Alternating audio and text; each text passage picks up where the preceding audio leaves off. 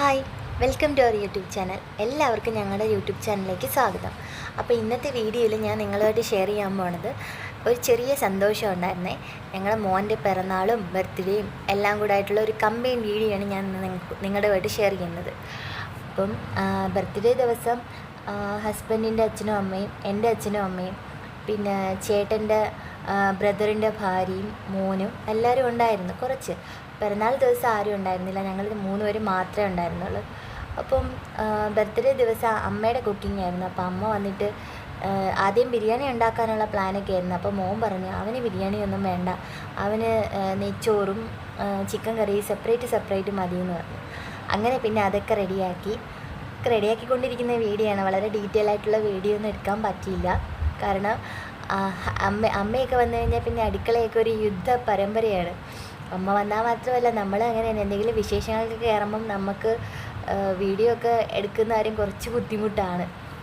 അങ്ങനെ തന്നെ നെയ്ച്ചോറ് അമ്മയുടെ സ്റ്റൈലിൽ സെറ്റാക്കിയിട്ടുണ്ട്. എനിക്കാണെങ്കിൽ ചോറ് നല്ല വെള്ള കളറിലിരിക്കുന്നതും ഫ്രൈഡ് റൈസ് പോലെ ഇരിക്കുന്നതും അതുപോലെ തന്നെ കറിയുമാണ് കൂടുതലിഷ്ടം.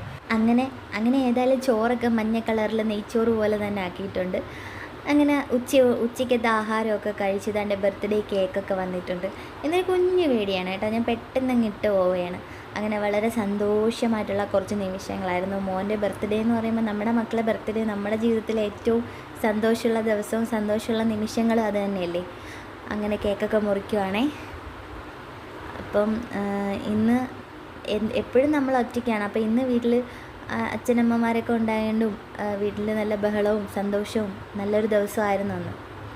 അങ്ങനെ ആ ഒരു കേക്ക് മുറിപ്പും ആ ഒരു ദിവസം അങ്ങനെ കഴിഞ്ഞു. പിന്നീട് വന്നത് പിറന്നാൾ ദിവസമാണ്. അന്ന് പിന്നെ ചെറിയ രീതിയിൽ ഓൾറെഡി എല്ലാം ആഘോഷങ്ങളൊക്കെ കഴിഞ്ഞതുകൊണ്ട് നമ്മൾ വിചാരിച്ച് വേണ്ട എന്നുള്ള രീതിയിലായിരുന്നു. എന്നാലും പിറന്നാൾ ദിവസമല്ലേ, ചെറിയൊരു പായസമെങ്കിലും വെക്കണ്ടേന്ന് വിചാരിച്ചിട്ട് ചെറിയൊരു സദ്യയും പായസവും ഒരു തട്ടിക്കൂട്ടൽ സദ്യ എന്ന് വേണമെങ്കിൽ പറയാം.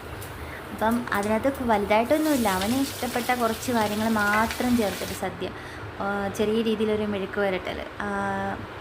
അവന് കൂടുതലിഷ്ടം കോവയ്ക്കായിരുന്നു, പക്ഷേ അന്ന് കോവയ്ക്ക് സ്റ്റോക്ക് തീർന്നതുകൊണ്ട് ഞാൻ ബീൻസ് എടുത്തു. ബീൻസും മെഴുക്ക് വരട്ടിയും ചെറിയൊരു പരിപ്പും സാമ്പാറും പിന്നെന്തോ ഒരു ബീട്രൂട്ട് തോരനും അച്ചാറും പായസവും ഇത്രയും തന്നെയാണ് വെച്ചിട്ടുള്ളത്.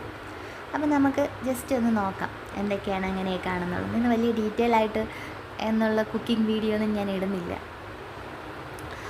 പിന്നെ ഒരു പൈനാപ്പിൾ കിച്ചടിയും കൂടെ ഉണ്ടായിരുന്നു. അത് ഒരു സ്പെഷ്യലായിട്ടുള്ള കാര്യം തന്നെയായിരുന്നു. പൈനാപ്പിൾ കിച്ചടി എല്ലാവർക്കും അറിയാവുന്ന തന്നെയാണ്. ഞാൻ പെട്ടെന്ന് തന്നെ എൻ്റെ കുഞ്ഞിച്ചട്ടിയിൽ, ഈ ചട്ടി ഞാൻ വാങ്ങിച്ചിട്ടുള്ള കാര്യം പറഞ്ഞില്ലല്ലോ. എനിക്ക് ഈ കുഞ്ഞിച്ചട്ടി ചില പാത്രങ്ങൾ മിക്കതും ഞാൻ കന്യാകുമാരി പോണ സമയത്ത് തിരിച്ചു വരുന്ന സമയത്താണ് ഞാൻ മേടിക്കുന്നത്. തമിഴ്നാട്ടിലൊക്കെ പോകുമ്പോൾ നമുക്ക് നല്ല വില കുറച്ച് ചട്ടിയും അതൊക്കെ കിട്ടും. അപ്പോൾ അവിടെ നിന്നാണ് ഞാൻ ഈ ചട്ടി മേടിച്ചിട്ടുള്ളത്. പിന്നെ തന്നെ ഞാൻ പായസത്തിന് വേണ്ടിയിട്ട് പാലൊക്കെ തിളപ്പിക്കുന്നുണ്ട്. ഞാൻ തന്നെ വെർമസല്ലി എടുത്തിട്ടുണ്ട്. ഡബിൾ ഹോഴ്സിൻ്റെ വെർമസല്ലിയാണ് ഞാൻ എടുത്തിട്ടുള്ളത്. ഭയങ്കര എളുപ്പമായിരുന്നു വെക്കാൻ, വലിയ പാടൊന്നുമില്ലായിരുന്നു. മോൻ്റെ ബർത്ത്ഡേക്കും പായസം വെച്ചിട്ടുണ്ടായിരുന്നു. അപ്പോൾ ആദ്യം വിചാരിച്ച് പായസം വേണ്ടാന്ന്, പിന്നെ അല്ല ചെയ്യും ഒരു പായസമെങ്കിലും വെക്കണ്ടേ, പിറന്നാൾ ദിവസമല്ലേ, ഒരു സദ്യ കൊടുക്കണ്ടേ അവന്, അതുകൊണ്ട് പിന്നെ വെക്കാൻ തീരുമാനിച്ചു. അങ്ങനെ തന്നെ പായസമൊക്കെ ഞാനിനി അപ്പുറത്തെ, ഞങ്ങൾക്ക് 2 അടുക്കളയായിട്ടാണുള്ളത്. അപ്പോൾ രണ്ടാമത്തെ അടുക്കളയിൽ കൊണ്ടുവന്ന് വെക്കാമെന്ന് വിചാരിച്ചു. മറ്റേ അടുക്കളയിൽ ഫുള്ള് എൻ്റെ സദ്യ ഒരിക്കലും കുഞ്ഞ് സദ്യയാണെങ്കിലും ഞാൻ അടുക്കള ഫുള്ള് വൃത്തികേടാക്കിയിട്ടുണ്ട്. അപ്പോൾ പിന്നെ ഇപ്പുറത്തോട്ട് കൊണ്ടുവന്ന് വെക്കാമെന്ന് വിചാരിച്ചു. അതിനിടയിൽ കൂടെ കുഞ്ഞ് പരിപ്പും ചെറിയ രീതിയിൽ എല്ലാം കുറച്ചായിട്ടേ ഉള്ളൂ, കാരണം എന്ന് പറഞ്ഞാൽ 3 പേരേ ഉള്ളൂ. എന്ത് ബാക്കി വന്നാലും കളയേണ്ട അവസ്ഥയാണ്. പിന്നെ രാത്രിയിലൊന്നും സദ്യ കഴിക്കാൻ പൊതുവേ താല്പര്യമില്ലാത്തൊരു വീട് കൂടിയാണിത്.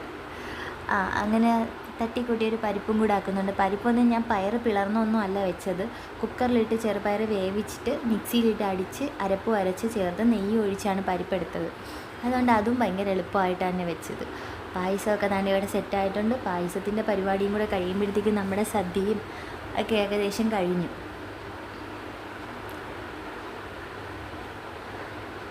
പിന്നെ എല്ലാം കൂടെ ഒന്ന് സെറ്റ് ചെയ്ത് ടേബിളിലൊക്കെ കൊണ്ടുവന്ന് വെച്ച് മോനെയും കാത്തി ഇങ്ങനെ ഇരിക്കുക. അവൻ സ്കൂളിൽ വിട്ട് വരണമെങ്കിൽ 2:30 കഴിയണം, കാരണം അവൻ്റെ സ്കൂൾ ടൈം 8 മണി മുതൽ 2:30 വരെയാണ്. അപ്പം അവൻ സ്കൂളിൽ വിട്ട് വരുന്നിടം വരെ വെയിറ്റ് ചെയ്തു. എന്നിട്ട് അവൻ വന്നുടനെ തന്നെ ചെറിയ രീതിയിലുള്ള ഒരു സദ്യ എന്നൊന്നും പറയാൻ പറ്റില്ല, ചെറിയ സദ്യ. ഓക്കെ, അങ്ങനെ അതൊക്കെ വിളമ്പി അവന് ചോറും കൊടുത്ത് സന്തോഷമായിട്ട് നമ്മൾ ചോറൊക്കെ കഴിച്ചു. നമ്മുടെ ആ ഒരു നല്ലൊരു ദിവസവും അങ്ങനെ പോയി. അപ്പോൾ എനിക്ക് പറയാനുള്ളത്, വീഡിയോ കണ്ടിട്ട് ഇങ്ങനെ കണ്ടുപോകാതെ എല്ലാവരും ഒന്ന് സബ്സ്ക്രൈബ് ചെയ്യണം, സപ്പോർട്ട് ചെയ്യണം കേട്ടോ. Okay, by.